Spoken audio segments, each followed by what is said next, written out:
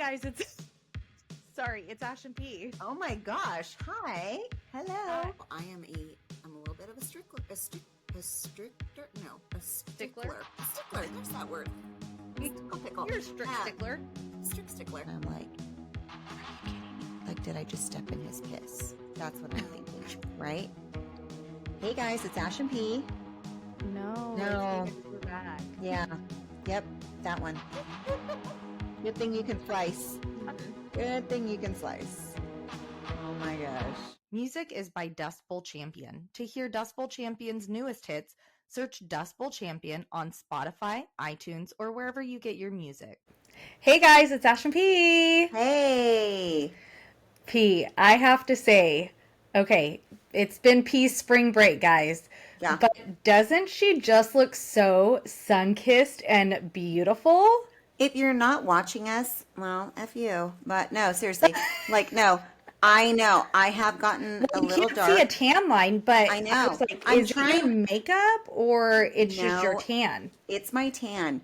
I so literally, Tony told me on Friday when he met us at the pool, he's like, P, I've never seen your stomach so light. And I'm like, well, don't look at it. I mean, it's not for you to look at, first of all. Also, it is March. Like, it's not like it's July. It's March. I know. And I don't think he's never seen your stomach so light. That's what he told me. I can't believe that. I know. He's very rough on me these days in my appearance. Gosh. You guys moved to Vegas and all of a sudden he needs you to be a trophy wife. Almost said trophy model. He better start making like $500,000 a year so that I can get things. I mean, there are things I could do that would really enhance my looks, but I'm trying to stay within budget. I think you look great. I don't think you need to do any of that stuff. I like the more affordable appearance. Yes. Well, this affordable cherry auction look came from sitting outside, sitting outside today after church. So we went to church this morning. Let me tell you, I've been very productive today. So we went to church this morning, and on our way to church, I printed. So Dani had a project that was due for spring break, and they have, those in the Catholic school system will understand this, but they have super kids. And these super kids are... is this the book thing? Yes. So it's an educational... Like they're kids that they read about, they read in books. They also do their tablets. They have like programs on the tablets for all these things. Well, I never knew that they actually had like little characters of them as well. Okay. So they have these like what are they called? They're character, like a caricature or an actual. Yes. Okay. Yes. So these little figurines of each of the super kids. And so Dani's teacher, they didn't do this at the old school in California, but Dani's kindergarten teacher sent each kid home with a super kid. And they had a journal, and every day they would write about the kid or what they did with the super kid. And they could either draw a picture or they could have a picture taken and developed and put it in place. And of course, Dani's like, you have to take our picture and then you have to develop them and put them in. So I'm like, okay, well, we're going to do it at the end then. We have to do it on like Sunday before because we're doing all of these things. And so we actually ended up having too many photos to even fit in the journal that it went in. But it was really cute. And so on my way to church, I send everything to the Walgreens right by the church. And so we go to church, we get out of church, and we go to Walgreens, pick up the pictures, come home, fill it all out. Georgia had a movie and lunch date with her friend and her mom and sister, and so they all went. And so Dani is really having a hard time with Georgia doing big girl things. Her own things, yeah. And not including her. I mean, Dani was like, Georgia, can you invite me to go with you? And I was like, Dani. That is hard when they do that. Yeah, I'm like, it's not for her to invite you, her friends invited her. And so we have to do something different. So I'm like, okay, I don't like last time we did like the arcade, like I don't want to do something. I've been doing something like every day. And I really needed to get to Sam's Club. So I'm like, well, it's a hot day out. So I'm like, well, what if you go swimming? And she's like, okay. And I'm like, you can go swimming. You can have Dad's chocolate cake that Danny's like the hype man for birthdays. If you have a birthday and you're just going to like go to dinner because it's your birthday, you want to invite Danny because Danny's like, hey, it's his birthday. It's his birthday. She got Tony for his birthday all week. She got Tony free drinks and free desserts like all week long because it was his birthday and she told all the servers. Hello, I love it. So I know I had to text our friend Allie and I was like, hey, I'm not sure if Danny's more like you or more like CT or, you know, her man. Because I'm like, she told everyone it was his birthday so that she can get free stuff. But she like, so I was like, you can have Dad's cake in the fridge if you want it. And she's like, I don't even like, my kids don't eat sweets. Like, they just don't care. And I'm like, okay, well, you can go swimming and whatever, but I need to run to the store first. And she's like, okay. Well, Tony, we had issues, but Tony ended up taking her out back, whatever, got her situated.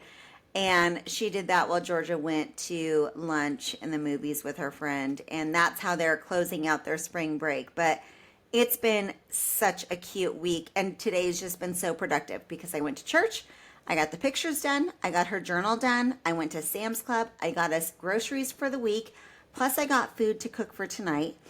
And all my laundry is done. My house is cleaned. And you're ready for your visitor. I'm ready for my visitor. I'm ready for a little J-Rock to come in and sleep on a nice, like, clean, sheeted bed.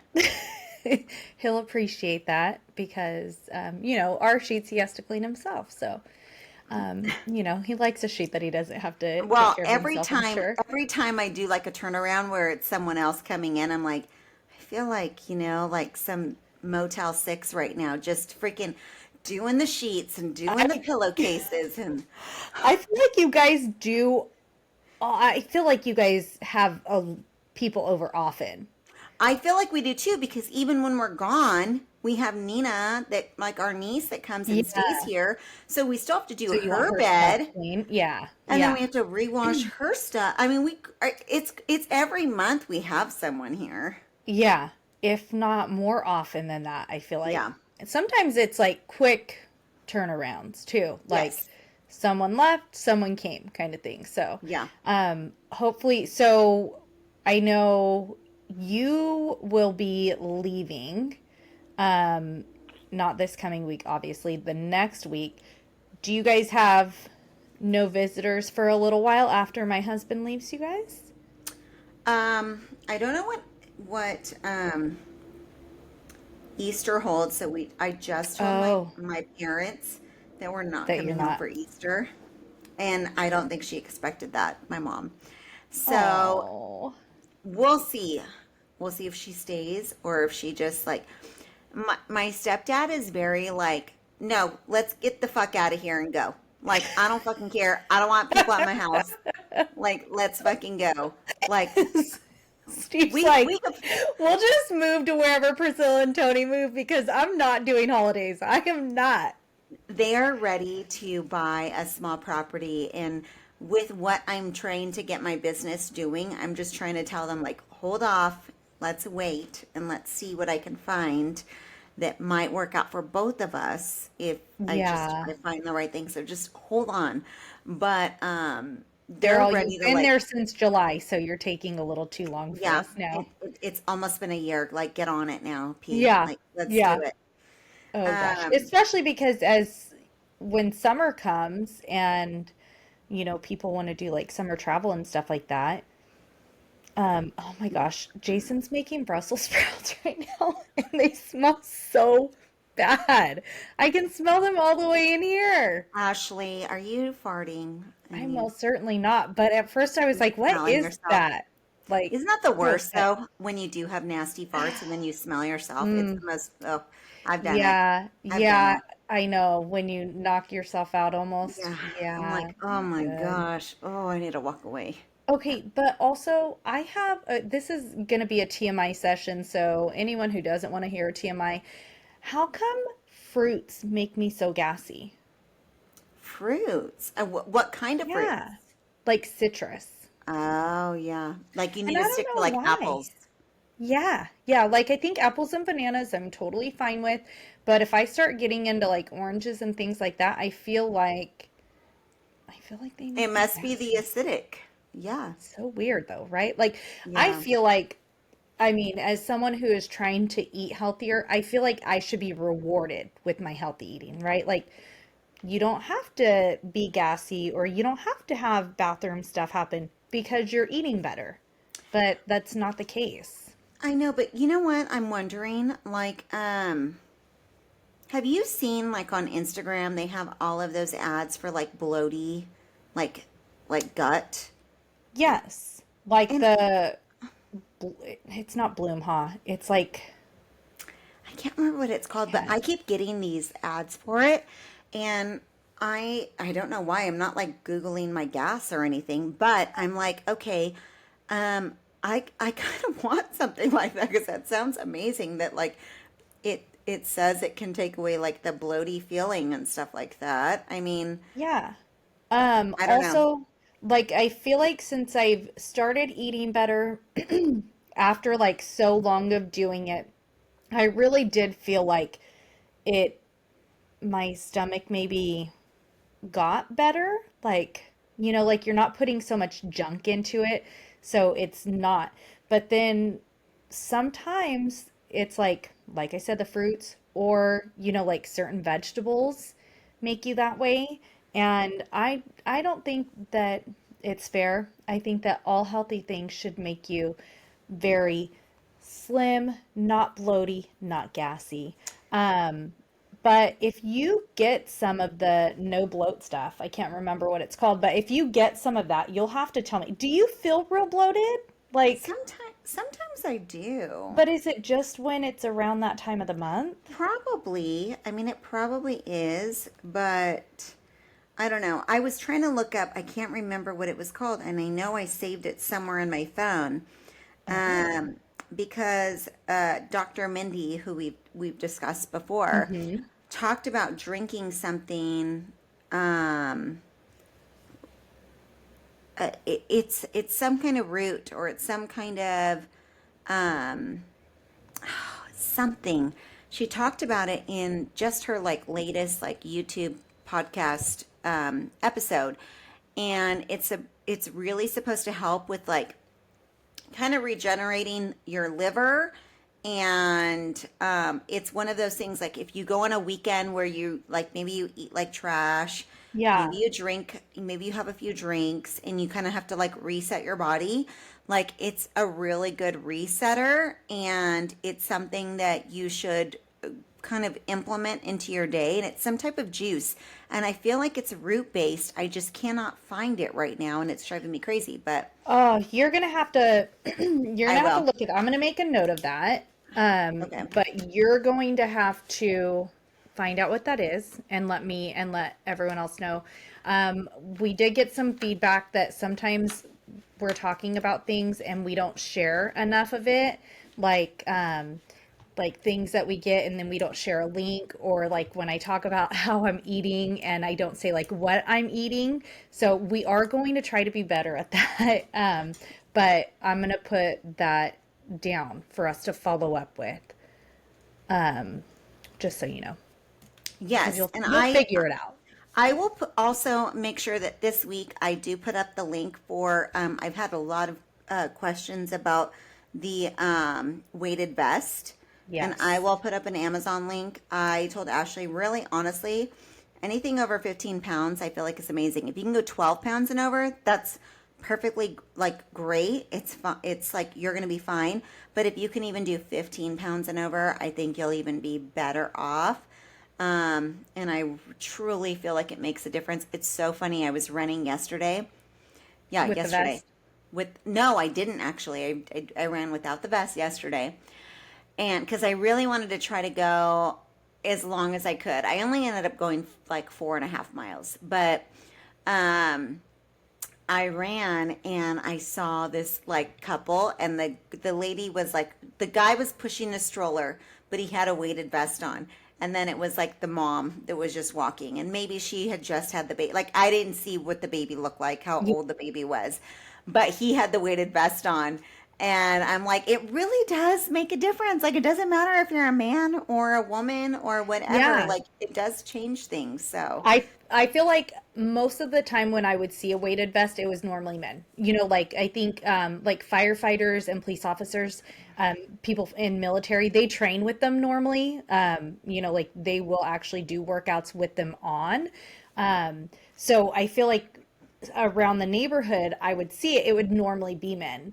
But now, like on social media, you see a lot of women talking about it, like, it's a great game changer. So the thing about where I live today versus where I was living before is the elevation is much higher. oh, yeah. So like running here is like running in Prather. And so like so it's up in the hills basically, right? And it is very hilly. My runs are very hilly. And so there are days where if I know I'm only going to try and run 3 miles or less. Sorry, my daughter just looked much older over by the pool, and I was like, "Who is by my pool?" Um, Gigi? yes, I did not Oh, like that. Um, if I know I'm going to try and run a lot longer, I will not take my vest. yeah. And if I am just like, or if I'm like, let's just go for it. I actually have been having issues with the very weird. I know I sound like a crazy old lady, my golden girls here, but the back of my knee has really been bothering me for a while, and so it comes and goes. But I could feel it this week, and so when I was running, I was like, I'm not going to run with the weighted vest this week. I'm just What does gonna. it feel like? I don't know. Like it bothers me. Like especially when I straighten it. And like and then I bend it. So like if I'm doing even my stairs, I can feel it. Um, I feel like before I found out I had a torn meniscus, before it started catching in the front, like when I would bend my knee back, I feel like before that started bothering me, when I would straighten my leg, the yes, back would bother me. it's straightening it, which is weird because I feel like bending it would be the way like it would hurt, but no, it's not. It's actually when I straighten it. So especially when I do a lot of like straightening and bending, I can feel it, and I'm like, Like oh if my you're doing gosh, squats and that kind of thing when you yes, come back up. yeah, yep, yep. Hi, yeah, yeah. Well, you better keep an eye on that just I know. because, I I know. I'm mean, gonna be like those weird people with the weighted, like with the brace on their knees. there's nothing wrong with people, I feel like that's for people that are athletic. They have to have, you don't ever see a non-athletic person really wearing those, right? We don't need that Well, support. that's true. I've seen non-athletic looking people wear it though, but and I'm always just like, well, your knees can't hold up your weight. But There's your I side. I don't Yeah. know. No, that's just keep an eye on it because you don't want to. Do you know, like you didn't have something happen that No, it just kind of started happening? no, but I feel like it's gotten worse since I've moved, and I feel like since I've moved, I've done more lower body and more heavy lifting, and that's the only thing I can like see that's changed, and the fact that I've turned Yeah. 40. Those Yeah. are the only I mean, things that I people can. do say things like, "Oh, you turn 40 and this hurts, that kind of thing." People really do say that. I feel like I was jacked up before then, so I feel like that kind You of were, stuff's yeah. happening. But I do not do things to take care of my body. I where Yeah. you are proactive at that type of stuff, and I am not. So it makes sense that my body would hurt, you know? I'm Well, not which is treating it why I'm very just nice. like, okay, it's not like I've never like, especially because like in until probably, I don't know, we'll even say 2 years ago, heavy, like jumping, running, like box jumps, all of these things that I'm like, I could have said that I could have felt my knee, and none of it. I felt my knee ever Yeah. like this. The back of my knee. That's weird. Um, so I don't know what it is. I do have to watch it. I do have to just be cautious of it. And so today was my rest day. It's fine. I didn't do anything, but um, I could feel it. Like last night, Tony and I came back from. We took the girls to their first Cirque de Soleil show, which was amazing. And How I long was is like, a show like that? it was an hour and a half. So do you think that they would have been able to handle it even younger than they are? They probably would have been, no, they No, wouldn't have. no, no. Okay. I think that Danny at 5, and I wouldn't recommend it for boys unless they're, Really into um, it, that kind of yes, stuff. yeah, yeah, yeah. Um, unless they're like real, I wouldn't recommend it any earlier than 5. I don't think it's worth the money at Mm. all. They're going to lose interest. I mean, Danny had a hard time, so they don't have any matinees. It's all evening shows, and so we did the 7 o'clock show, um, and the next Is show was that at the 9:30. earliest? And it Yeah, what ended at 9:30? no, the next show was at 9:30. Oh, so did your guys's last until 9? No, it No, you lasted said an until hour and a half, 8:30. so 8:30. Yeah, 8:30. So there's no intermission. It's Mm. straight through. Um, Georgia was on point. Absolutely into it. Loved every single minute of it. Could not believe could not believe what she was watching. And but there were certain things like she's like, that costume is disturbing. Like just showing a little too much? You know, the French are weird and the circus is weird. And so I'm like, Georgia, the circus is meant to be kind of abstract and odd and, and she's like, that's weird. She's That's bald and looks like hilarious. she has no shirt on and has tattoos all over her body. And like, I'm like, okay, but she does have a shirt on. It's just like very skin toned down to like Uh-huh. covering, like she's supposed to look like something aquatic. Like that's like part of Oh, it. okay. It was so cool. Danny did amazing until the last 10 minutes of the show. Oh, She got oh so no. tired and she was like, "Mom, I'm so sleepy." And I have powers, Mom, and I go like this and I go to sleep. I go, "Mommy has the same powers. I also do the same thing." And I sit on the couch and boom, I go to sleep. um, I had those powers last night. My family was dying. Like, we started watching The Chosen. Have you yeah. guys watched that? Yes. So we're still Okay, on season 1. we are too. We just Oh, like you just started it too? literally last night was the first Okay. time we Can I watched it. can I tell you something though? And Yes. I'm gonna sound like a bad person or a real No. person. I don't know, but I cannot drink when I'm watching The Chosen. Like Okay, I usually, wouldn't want to either. do you know what I mean? Like sometimes like Tony and I like to have a drink at the end of the night and Yes. like sit down and talk and like then we'll put something on. I can't have a drink. Like I'm like, babe, no, like we cannot drink tonight because we have to watch Chosen, and I It's like cannot. listening to the Bible while you're drinking, It I feel is, like.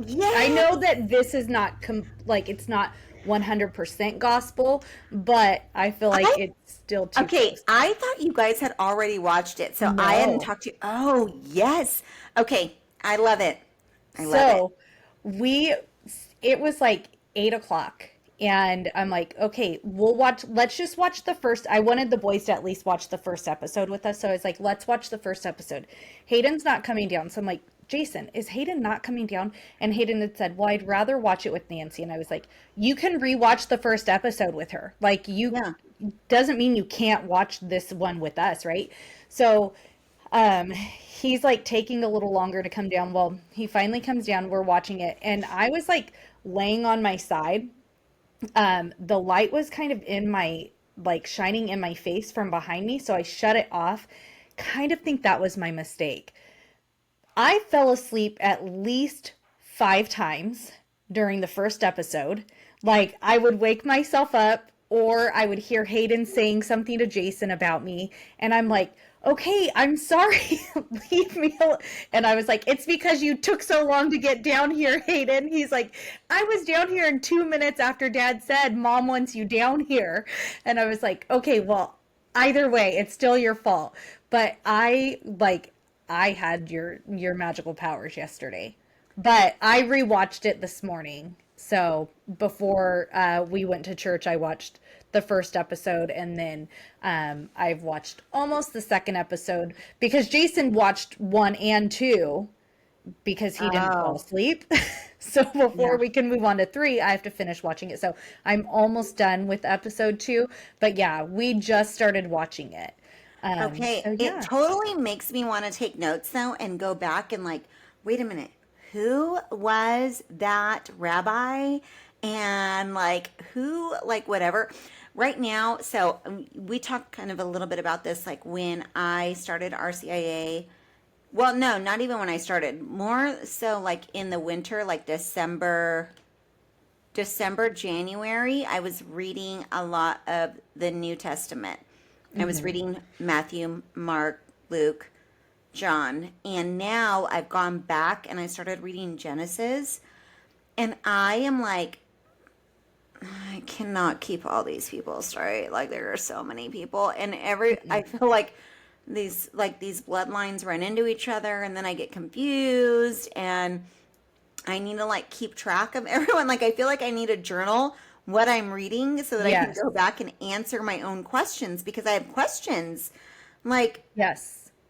eh, I I have a pile over here to my left. It is when I first started doing the Bible in a year, I was taking notes with each chapter because I'm like, especially in the beginning, it's there are so many people and it's so hard to keep track of who is who I feel like and where they're linked. once you get into Abraham, I'm like, Well, he's the father of he's all as fathers, right? numerous as the sands of the earth. So it's like the stars in the sky. Right, I can't count all of it.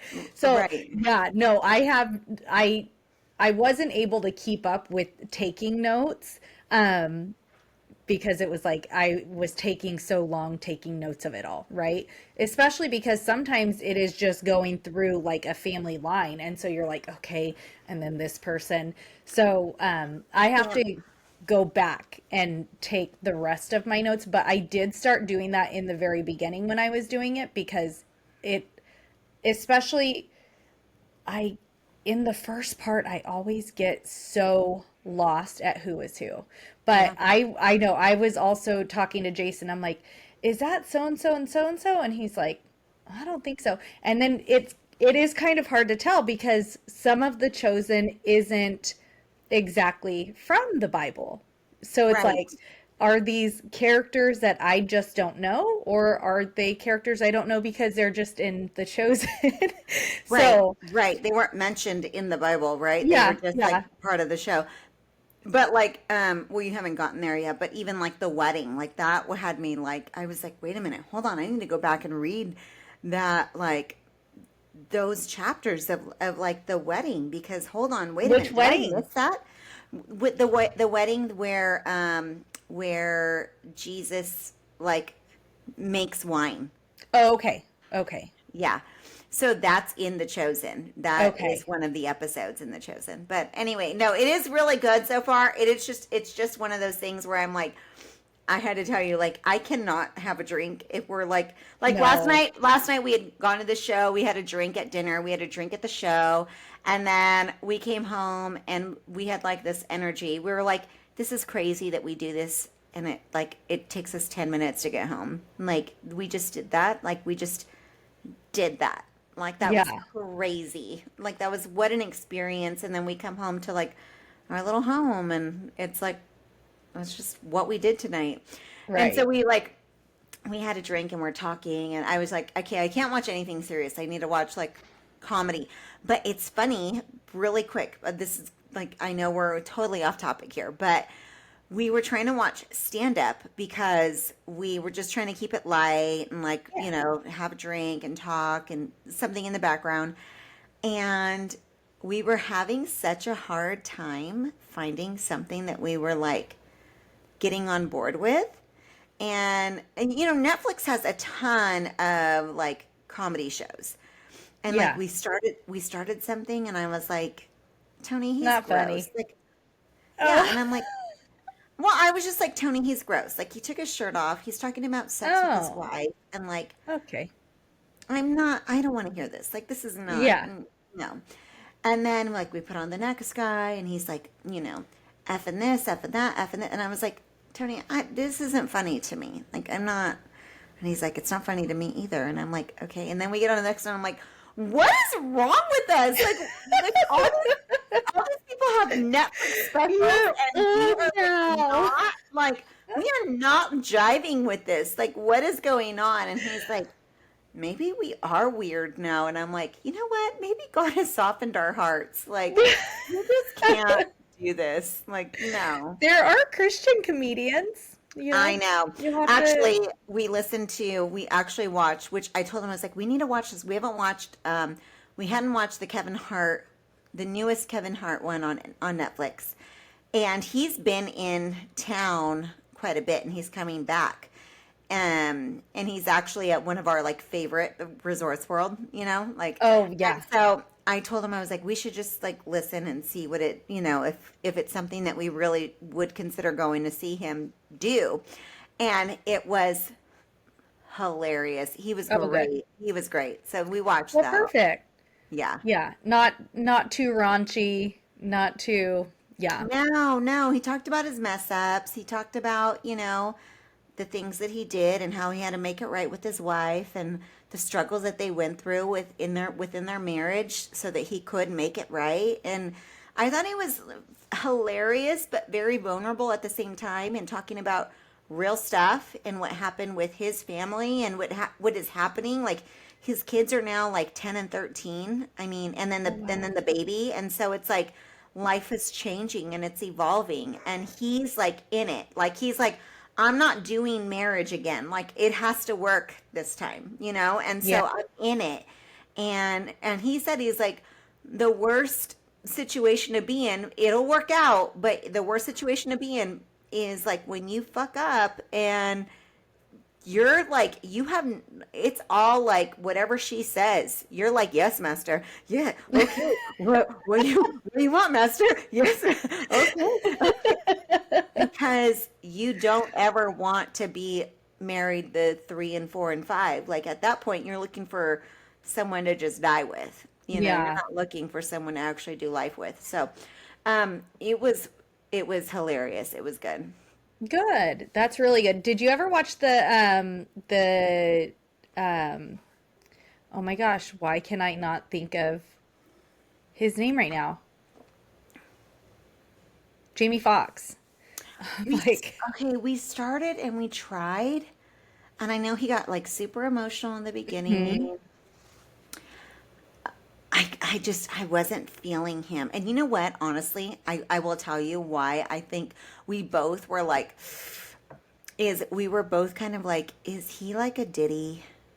Like I couldn't shake it. I couldn't shake it. Like, is he like a Diddy guy? Like, was he just like, you know, Yeah. being a nasty little hoe? And Well, what's his face a Diddy guy? Because he does commercials and stuff with LeBron, and you know LeBron's a Diddy guy. But I just couldn't, like, I feel like Jamie Foxx and Diddy go hand in hand, and I just couldn't like shake it. And I don't know. Well, I think that's what happened to Jamie Foxx. I think he got Diddy'd. Oh, really? Uh-huh. Yeah. Oh. You haven't heard that conspiracy You know what? theory? I think I have. I think I have heard that. Yes. Yeah. It was, I think his was more of, oh gosh, sorry. My buns are a little too heavy for my seat, I think. I think that his was more of like, an awakening kind of thing. So, I mean, there were some funny parts, but his was definitely more of It an seemed emotional it kind of seemed thing. very emotional. I just Mhm. couldn't get into it, and like I couldn't feel it in the beginning. I was like, I don't know. I cannot feel this right now. I don't understand. I don't know. I mean, I know he's like happy to be alive, but I also feel like I don't know who he is. I don't know what he's been involved in, and I can't get behind him right now. And so I have to like not watch it, not watch. Yeah, I enjoyed Um, it, but it was emotional, um, but like a good emotional, I felt like. His daughter is absolutely beautiful. His oldest daughter. Yeah, I mean, yeah. both of his girls are gorgeous, but his oldest is absolutely gorgeous. And I never knew he was like he liked the white girls. I was like, oh, I never paid attention to his baby I mamas didn't before. either. I did not either. It was not until that show that I was like, oh, okay. Now it kind of makes sense that him and Jennifer Garner were dating. It's a little weird because I feel like she's not real thick. I feel like Hmm. normally the black guys that are into white girls are into thick white girls, and she's Yes. not. Yeah. But yeah, yeah, that is funny. I know. I noticed that too. Okay, well, That was we're going to take interesting. a quick break and then we have to get back to Ashley's conspiracy corner Woohoo! um, and complete out our Fosse. Fauci. Why did I just say Fosse? Because that's how it's spelled. We should just I start know. pronouncing everything the way it's spelled. Yeah. Yeah, like Dani writing her journal. Pull. Pull. Pol. Pull. I like Um, pull. Dr. Fauci and what she's kind of dug up off of this documentary that she watched. We'll be right back.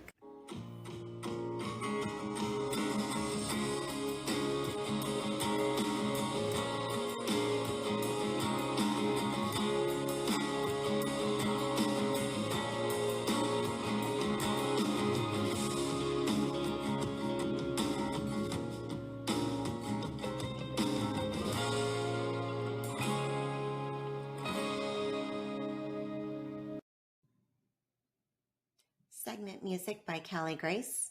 For more of Callie Grace's hits, follow Callie Grace on iTunes and Spotify today. Hey guys, we're back. We are back and welcome to Conspiracy Corner. Um, I am excited. I know, man, we should really get some of the X-Files music I so know, that that'd we be could good. play it. Okay, guys, I'm gonna try to get through this in a timely manner because I do realize we're a little longer into the episode. But so I'm not gonna recap anything. You are going to have to go back and listen to the last episode if you are wanting to hear about it. So picking up where I left off, we had talked about Peter Daszak, big in emerging infectious disease and potential biological weapon space. And there's a part in the documentary. So this one, it's just a little brief thing, just because I think it's important to realize the stuff that was being hidden. So there is this renowned economist named Jeffrey Sachs. He really is very good. So if you're not familiar with him, you should look him up. He's great. But he was working with Daszak on something else with the Lancet. And he was really all like kind of just believing everything he was being told by the media, by Fauci, all of that kind of stuff. And it wasn't until I had mentioned him before, Professor Ebright. He had sent Jeffrey Sachs a bunch of the grants because remember, there's all of these grants that, like the NIH and the the company that Daszak was with, that they would actually give grants to these scientists, these professors in these labs that would actually do these research programs. And so he sent him all of the information about the grants that linked Daszak to like Wuhan, Ralph Barrick's lab, and I guess Sachs confronted him and said, I want to see it all. And Dasick tells him, I can't. My lawyers say I can't tell you that, which your lawyers only tell you you can't share that kind of information when there's something to be hidden. It's not ever anything that like you're clean of all, wrongs. And the lawyer's like, nope, don't share that information. It's only when you're hiding it. So that's kind of my point in telling you guys that. Also with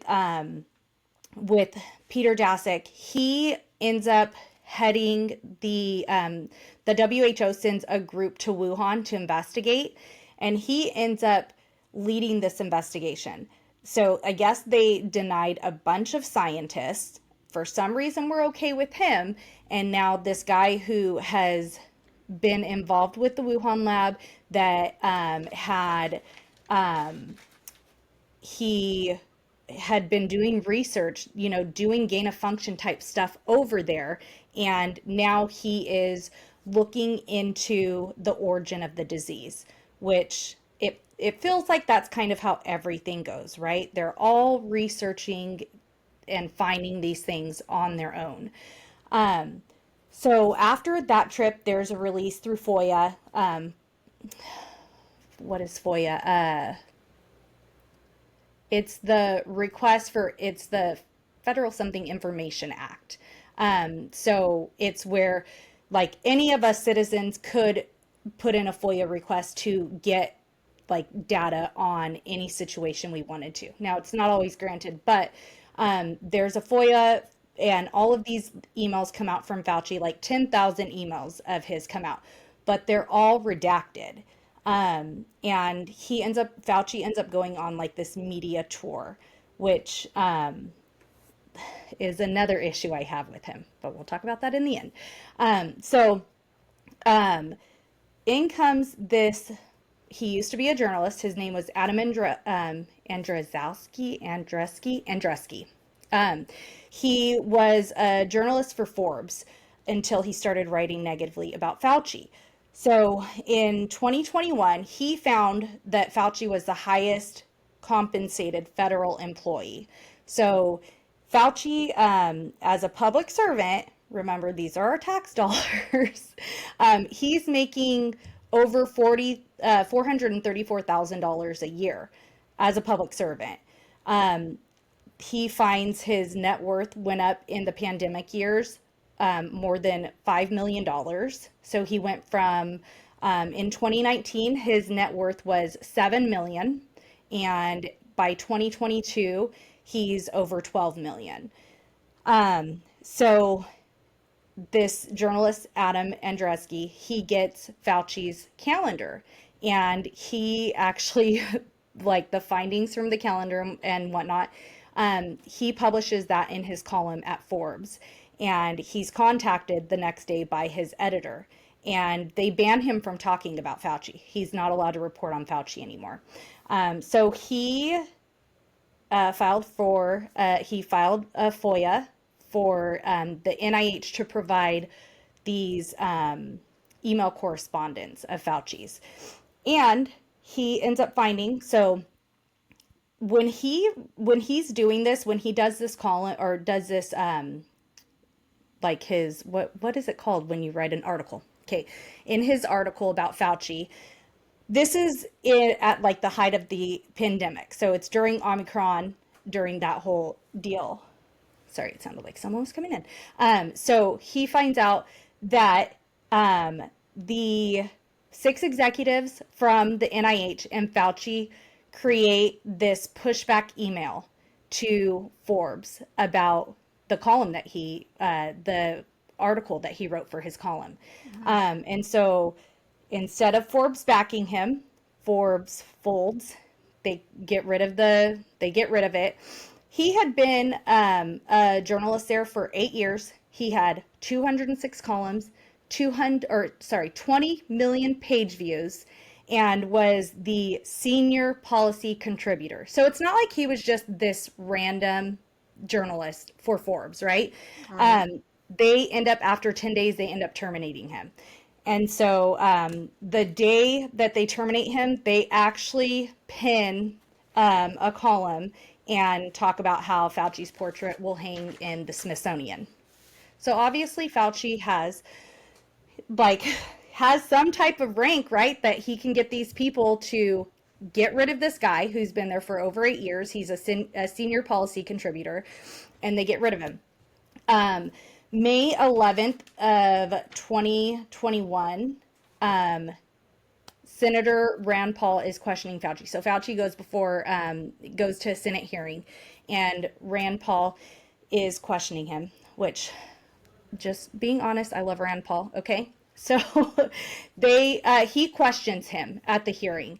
Then after the hearing, there's another FOIA email and document drop.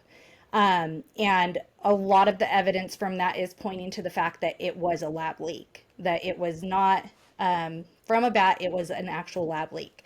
So a couple months later in July, Fauci's back in front of Congress, and Rand Paul says, word for word, he says, knowing it's a crime to lie to Congress, do you wish to retract your statement where you claim the NIH never funded gain-of-function research and in Wuhan? And Fauci's like, I've never lied to Congress, and I do not retract that statement.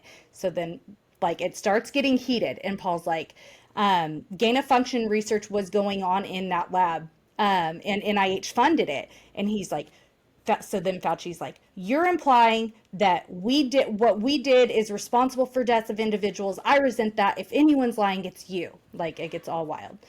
So things are really political in there. And I'll tell you a little bit more about that later. But then in September of 21, Major Joseph Murray, he reached out to a veteran and Intel analyst, Charles Rixey.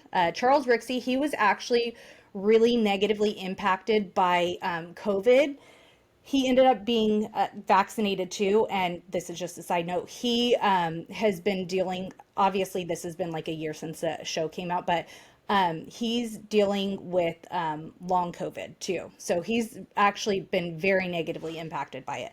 But so he's reached out to by Major Joseph Murphy, and he lets him know about Diffuse proposal. So it was submitted to DARPA, the Defense for Advanced Research Projects Agency. So that's within the government. DARPA receives this proposal called Diffuse, and Diffuse is written by Peter Daszak, and the proposal was to create a virus. It looked very much like COVID, and this was a year before the pandemic happened. So scientists in this proposal, they propose collecting samples from wild bat populations in China in order to engineer known pathogens to look for the next SARS. They say they'll take the bats back to the lab. They'll infuse the furin cleavage sites. I don't know if you remember us talking about the furin cleavage sites, but that is the thing that when they were looking at the actual virus, that is the thing that it's like, that doesn't happen in nature on its own. That's something that happens in the lab. So they're going to do that specifically to make it dangerous for humans. And they say they'll do a lot of work at Ralph Barrick's lab. But on the mast of the proposal, it references Wuhan, the Institute of Virology there. So the story goes that that was never funded. The work was never done. But there's a professor on this, this documentary. He's a professor of molecular pharmacology, Neil Harrison. Cute little like English accent, or maybe it's not English, but he's from overseas. But he says 9 times out of 10, when you submit a proposal, you've already done about 50% of the work. So even if it's not funded or anything, like how they're saying, Diffuse was never funded, we didn't complete any of that. Typically, they're already starting this work. So more than likely, they actually did do something. So we had talked about like how political and divisive and everything that it was. So in October of 22, Elon takes over Twitter, and that is when they do the release of the Twitter files, and they find that the Biden administration and Fauci were censoring people. 2 states actually end up suing Fauci, and I don't know what the outcomes were of that. I didn't actually look into that. But they play clips of his deposition, and he's like, I don't recall. I may have, I don't recall. It's just like over and over he's saying, I don't recall, I don't recall, I don't recall. So he's really giving us a whole lot of nothing. In December of 22, Fauci steps down. And then about a month or so later, the Department of Energy and the FBI released declassified reports saying that COVID was most likely a lab leak. So all of these people being silenced, all of these people being pushed out, and all of these people that are being called conspiracy theorists are in fact just actually really probably looking at the logistics of everything and looking at the true science. But we all know that it, you know, if you question Fauci, you're questioning science. So in March 2023, the House committee decides to investigate. It's super duper politicized. Redfield comes out, he's the opening testimony, and he says, you know, they asked if, like, why he wasn't included. And he believes that it's because he said it was a lab leak. He says he was actually told that they were coming out with a single point and everyone had to agree to it, and they knew that he wouldn't be capable of it. In July, during these House committee, so, you know, they last a long time, these investigations, right? So in July, that's still ongoing. They have that Dr. Gary and Dr. Anderson, their question really like softballs, but they actually perjure themselves. They were asked if in the conversations, if during their drafting of the proximal origin study that they wrote, if they had conversations with Dasick.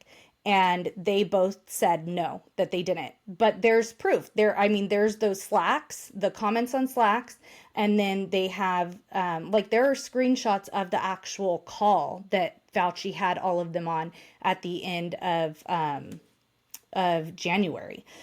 So, I guess it doesn't matter. You can perjure yourself, it's totally fine.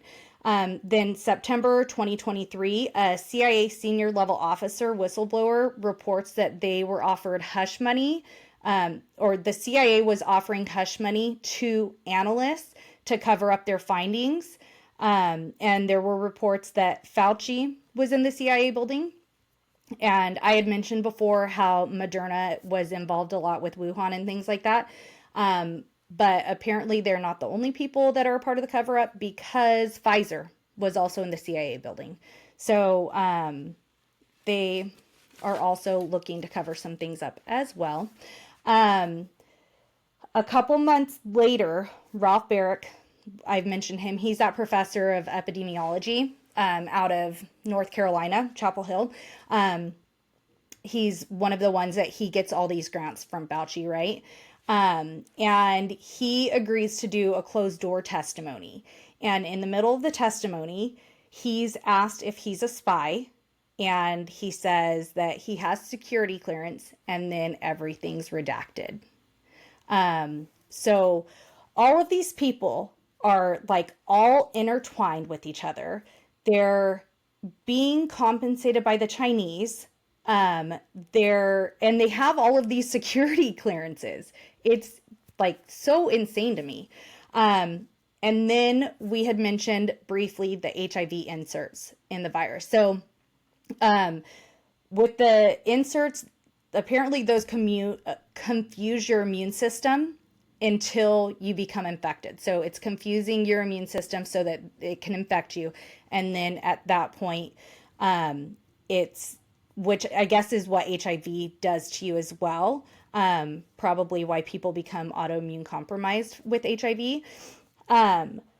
But so that information, the HIV inserts, that started coming out when the Indian scientists wrote that paper that was taken down within 3 days. I don't know if you remember me talking about that. But so of the 4 inserts, they found the furin cleavage site. And then the other 3 are different elements, or elements of different HIV strains. And, oh, I don't know if I had mentioned it before, but in the Slack's comments, there's Dr.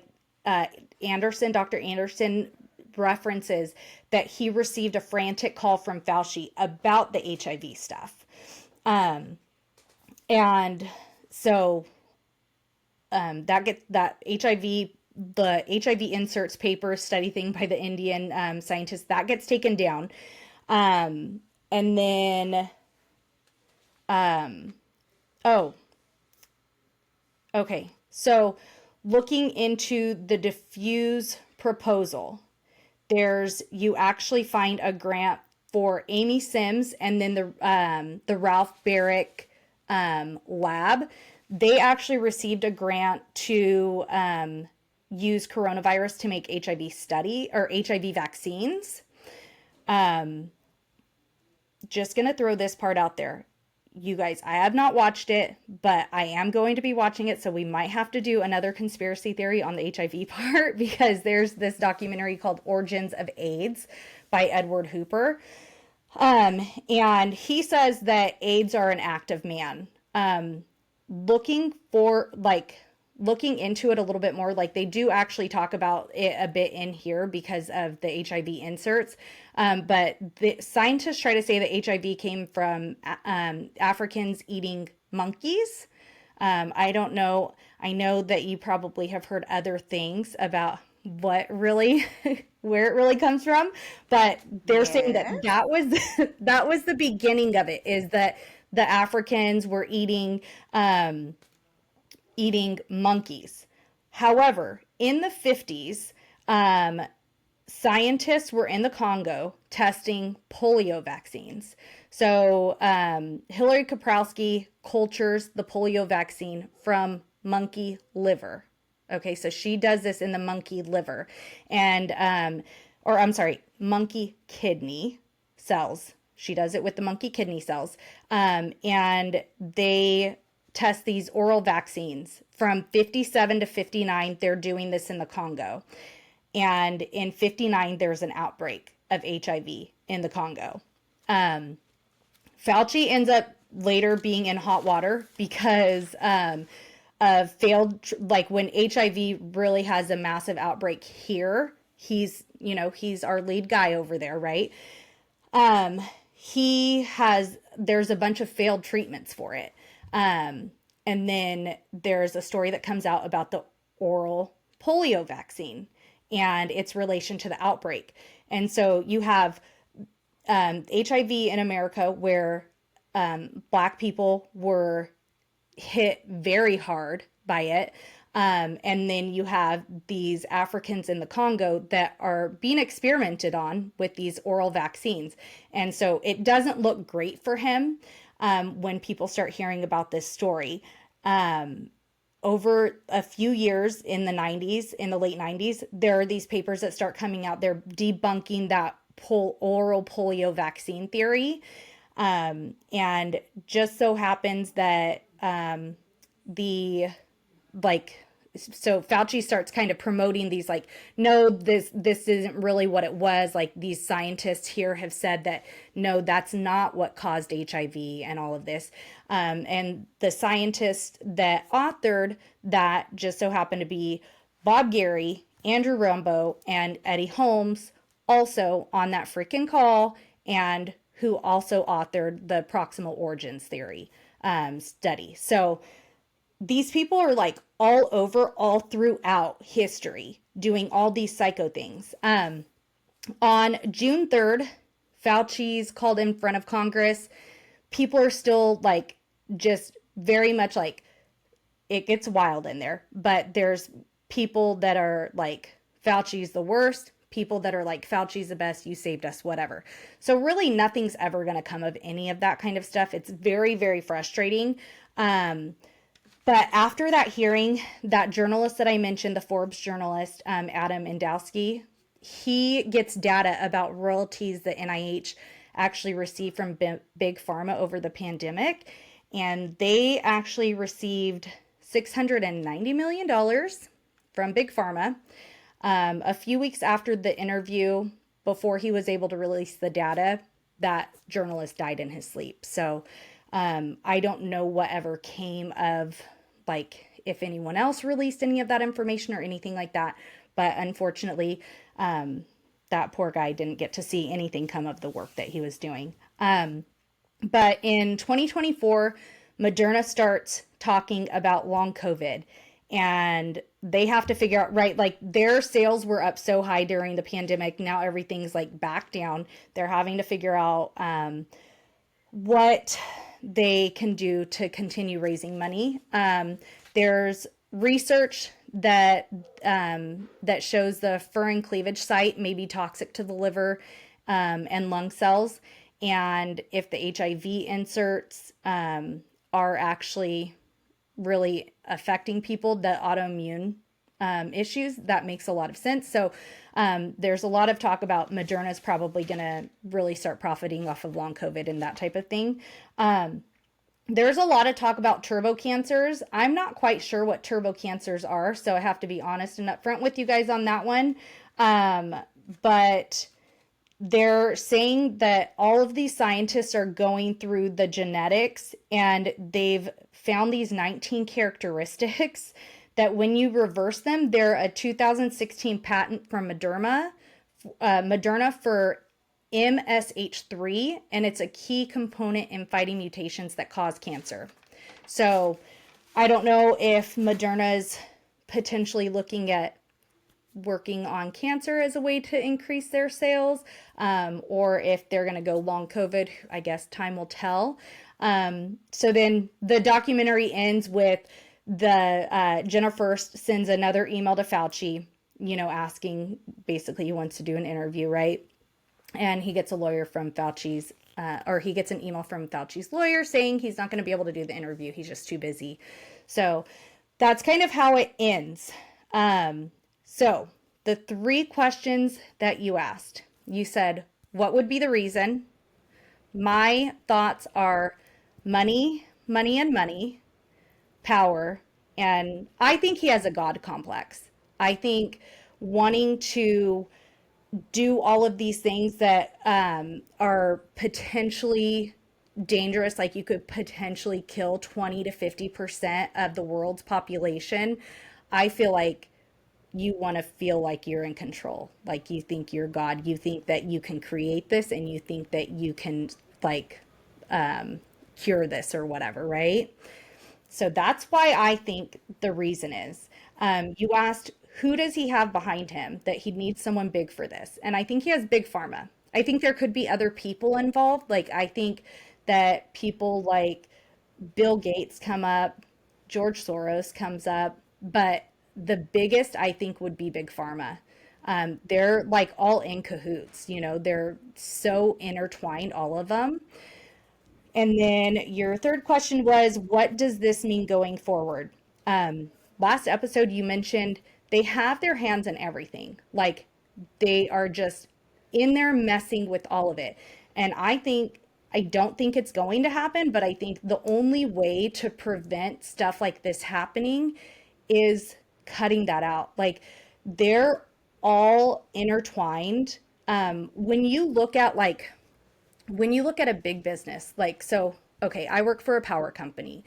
There are different work groups within the company that has to do with stuff like purchasing, selling, and advertising. And those people can't talk to each other, because you can't have the same people that have relationships with the purchasers having relationships with buyers and having relationships with advertisers, because then you get these people that really have way too much power, that you can really start to go to one area, right? Like you can go to this one group, I'll scratch your back if you scratch mine kind of thing.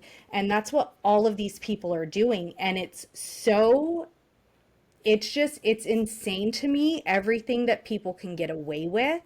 And the amount of control, like you're not just talking about like scientists, like you're talking about scientists, you're talking about journalists, you're talking about government, like it's everything. And it's too much power that is allowed by one group of people.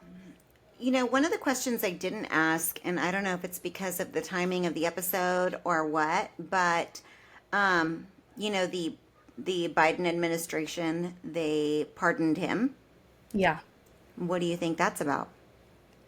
I think that, I mean, there's a lot of questions about the Biden pardons just because of his state of mind, right? Like, was it really Biden that pardoned him? You know, I don't know. I think that, I don't even think it matters, though. I mean, I think that the fact that he was pardoned is the issue. I don't think yeah, that it was whether it came from Biden or not. I don't think anything comes from Biden. I mean, no, he's so far gone. Uh, it's I wouldn't believe anything that came out of his mouth that it was from what he knows mentally to be his own thought. yeah, You know, I agree. but why? Why? Well, I mean, I think the documentary tells you why. He's dirty. He's so dirty. Like he's like sprinkled into all of these like crazy things that have happened throughout history, and he's approving grants for people, basically like I'll scratch your back if you scratch mine, letting But people do these things they shouldn't be doing. it's insane to me that he would have that much power over a president who was I mean, he's going out. Everyone knew he Yeah. was not winning this race. Like he was going to be out even before Kamala stepped in and was going to be VP or was going to be president and run and everything. Like he was going to be out. Why pardon him? And how does he get that along with Biden's whole fucking family, whatever? Like, what is the reason for that? And I want to read this one article that only came out, oh gosh, what's the date today? 2 days ago. Okay. The New York Times put this out. In the commemoration of the 5-year anniversary of the ongoing COVID-19 pandemic, the New York Times has chosen to revive the thoroughly debunked Wuhan lab conspiracy theory, which claims that the Chinese scientists unleashed the SARS-CoV-2 virus upon the world, killing tens of millions of people. It is insane to me that the New York Times, after 5 years, would even be covering this story if it wasn't a story, right? Yeah. Right. Why? Well, I haven't read the whole article, so whether or not it's on whatever side it is, yeah. why? If it's not a story, if it's complete bullshit and it's complete conspiracy theory, why even talk about it? Why waste your time and your efforts on it unless there was something more that you were either trying to uncover or cover? Yeah. And I don't know. And Fauci being pardoned, I think that there's someone in the Biden camp that gets something out of that. Like Has they're to. being bought. There's Has no to. reason to pardon him if you're not. Just because really nothing, like it doesn't matter to you anymore, right? So Right. It's there's done. something behind that. And then why the New York Times brings it up. Gosh, I don't know. I mean, I'm gonna have to read that article to see what they say, but I'm also, you guys know that I'm like a conspiracy theorist. So when things like that start coming out, it makes me wonder what are they going to try to distract us from? So what is really happening that they don't want us to look at would be my question on that one. But yeah, It's insane. And unfortunately, our, like, every aspect of our government, whether it's that you're like the NIH, I know that that's not a part of the Pentagon, but it's still a part of the government. Like they're a public servant, right? The NIH, to Congress, because there's all the, like, there's some one, Jenner First goes up to one of the congressmen, and he might be a, no, I think he's a congressman. And he tells him like this, like, I really am concerned for the public. Like this is actually like a public safety, what, like, concern that we have here. It's not about who lied, who did this. This is like public health. And the guy's like, oh yeah, I'm very open. I'm very open. He's a liar because I know who, I know who he is. But it's like, you're not though. And it's because you're in bed with them, because they're all in bed. And I remember a while back, I said, I wish we could just go back to like the beginning of the country where things were easier, because politicians weren't politicians because Right. like They were politics just hadn't people. been around, right? Yeah. Like there wasn't enough history behind it. Yeah. And it's just so frustrating. Like, just thinking, driving down like the streets here earlier today, Jason was like, who won? We had a special election. He's like, who won? Was it? So I'm like, I don't know. Like the day after he was leading, we'll see. He's like, what is he going to do for our freaking roads? And I'm like, but yeah, really, like, but they don't care about any of these things. And they do what they want because they're greedy and they want money and they want power. And it's so frustrating because how do you change any of it? How do you Yeah. get any of it to change? Yeah. I think we all feel like little ants in this big giant world of Yeah, craziness, and I think that's a really good question. exactly. Well, thank you so much, Ashley. Really quick, where did you see this movie, or where do you know if anyone can find this documentary that doesn't So, have MB? uh, yeah, I know. I was like, well, you can find it. So when I first started watching it, I was watching it through Tucker Carlson Network. They don't have it on there anymore. I think that you would have, like, if you don't have a streaming service that has it available, I think it's one of those things that it looks like it's very difficult to find, to be honest. You'll have to like see if you had, like, if you search, just search it, thank you Dr. Fauci documentary, and then find a streaming site that's actually streaming it. It doesn't look like it's really, Available for yeah, money. Yeah. yeah, Okay, well, we'll do some research on that too, and if we find something, we'll post it, or if you find it and you want to share it, please share it with us and we can share it with everyone. yeah, please do.